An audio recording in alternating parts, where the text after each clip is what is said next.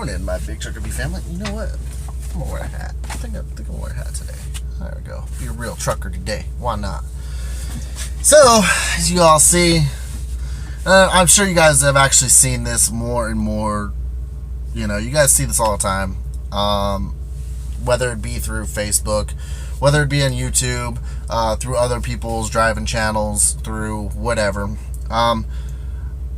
Uber, you know, they're well, whether you disagree with them or agree with it, or whatever your stance is on the whole self-driving truck thing is, it's coming a lot quicker than we thought. And this whole driver shortage era, this whole thing that's going to make our products more expensive, we kind of told you. We told you this was going to happen. And with the ELD mandate going on, we said it before any of this came about. This was going to happen. Now, like I said, I don't know your points or views of it, whether you agree or disagree with it. Recently, Uber had a little incident where one of their cars had hit a pedestrian in Arizona, and I think this was in Tempe off Mills Avenue. It's a quite populated place, especially on the weekends. All the party goers and stuff. I know because I live in Phoenix. I kind of know this area. And it was night. The lady was on her phone, or dude, or don't want to be rude. I think you guys have seen the news video. Put it right here for you. On her phone, and all of a sudden looked up. Oh, you know, the car didn't react. Neither did the person. It's too late. Car hit the human being, or hit the person. Sorry, getting all technical, and ended up killing him, the pedestrian. So we haven't had So Uber ended up taking all their cars off the streets for now, and to run more tests. And that's going to happen. They're going to keep doing that. Every time someone gets killed or gets in a wreck, take them off, put them back on. Take them off, put it back on. We're just test subjects in this thing called life. So now we got these trucks, these Uber semi-trucks. They're using Volvos. Whatever. I don't know why the truck matters. And I haven't heard of an incident yet. The only self-driving incident I did hear of, actually I've heard of a couple with other companies, like one in Vegas. One of their buses has collided backing up with another car, but it was actually the car's fault. And then there was another incident with Tesla. I guess they were doing a test run, and then their truck ended up shutting down mid-highway. There's going to be a lot of trial and error with these trucks. This stuff may look convenient and easy with the van hauling, you know, hauling regular products, whether it be your toilet paper, your Amazon items, your refrigerated goods, whatever. You know, going to a stockyard, a drop yard of some sort. Seems like some waste of time, personally. Because we would go from point A to point B and be done. These guys are going to go from point A to point B, drop and hook from point B to point C, and then, heck, might even have to go from there. I don't know the full situation yet. You guys just seen the video.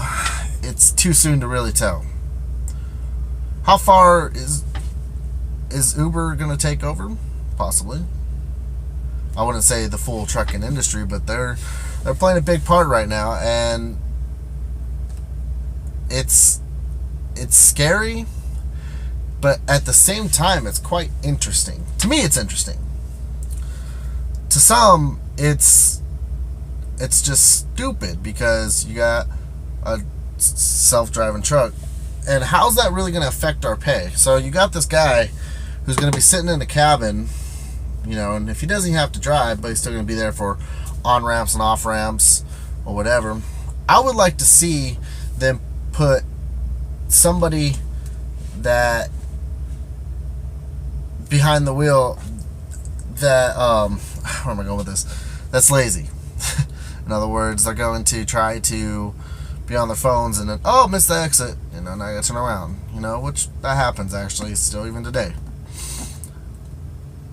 My point with this whole thing is there's always going to be error in one way or another.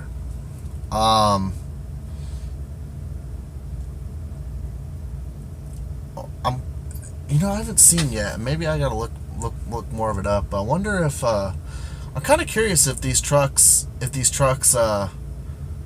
like if they have like a certain speed limit set to them, because when you notice that video backing up, they didn't even show the Uber truck backing all the way up to the trailer to hook up.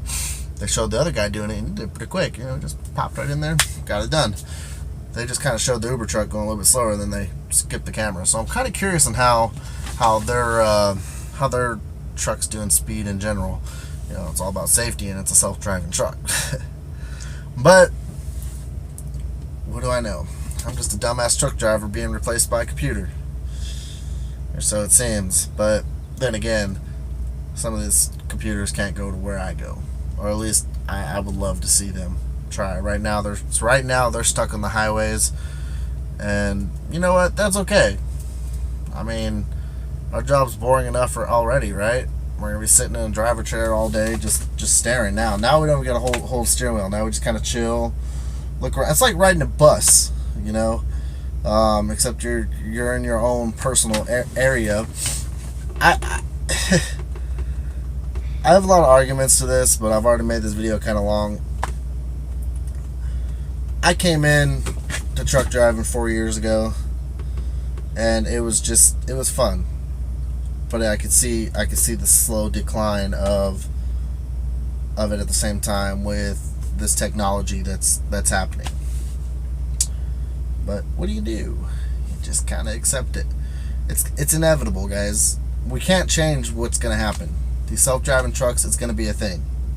We can't change it. We're going to be probably like pilots. We're going to be paid either a salary wage, hourly.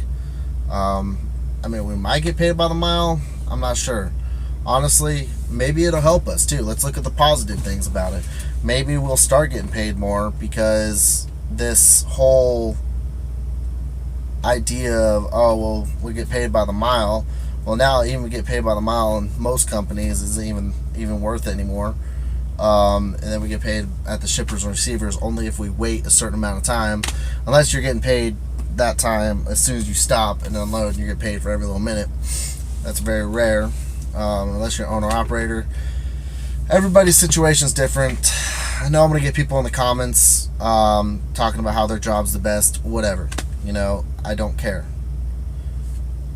I care about my future and what I'm making now, and how it's inevitable that this is gonna happen eventually, and I'm kind of learning to accept it.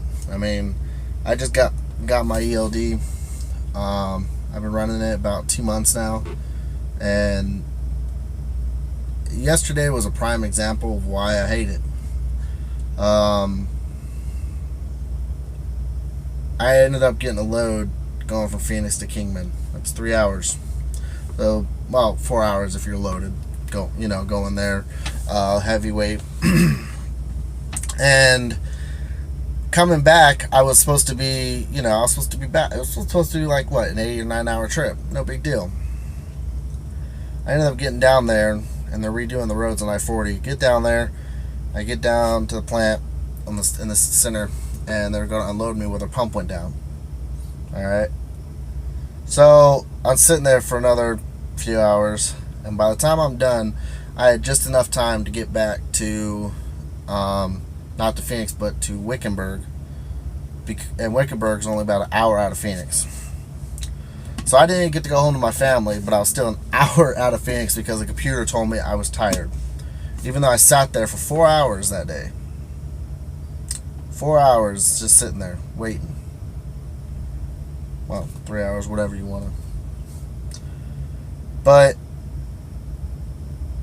this whole thing of telling me when I'm tired and when I'm awake, it's just